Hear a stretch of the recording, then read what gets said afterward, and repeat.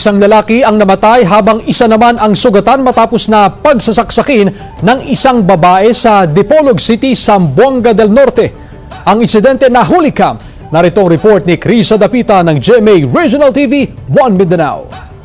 Sa kuha ng CCTV, makikita ang isang babae sa isang waiting shed sa Dipolog Boulevard sa Dipolog City, Zamboanga del Norte alas 4 Lunes ng madaling araw. Maya-maya pa, may kinuha ito sa loob ng kanyang bag, tinanggal ang tsinelas at pumunta sa gilid ng waiting shed at biglang may pinagsasaksak ito ng ilang beses. Sa sumunod na pangyayari, makikita na isang lalaki ang pinagsasaksak nito.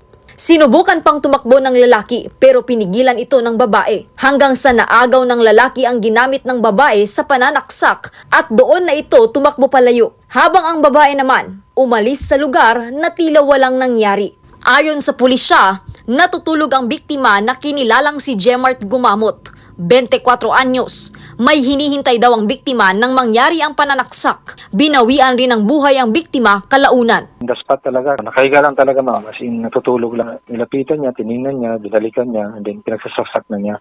Ayon sa pulisya, bago ang naturang insidente ng pananaksak, may nauna nang naging biktima rin ng pananaksak ang sospek ng umagang iyon. Ito ang habal-habal driver na si Arnel Duyungan, 24 anyos. Sumakay daw ang sospek sa habal-habal sa Katipunan na karatig lugar ng Dipolog City. Magpapahati daw ang sospek sa Dipolog Boulevard pero tumanggi ang biktima dahil may kalayuan ito sa Katipunan. Kaya napagkasunduan daw ng biktima at sospek na ihatid na lang ang sospek sa Barangay Galas na nasa pagitan ng Katipunan at Dipolog City. Pero nang dumating na sila sa nasabing barangay, Fortunately, dating nila doon, gusto talaga magpati doon sa boulevard ng suspect without any provocation. Bigla na lang ginilitan yung liig ng driver ng biktima.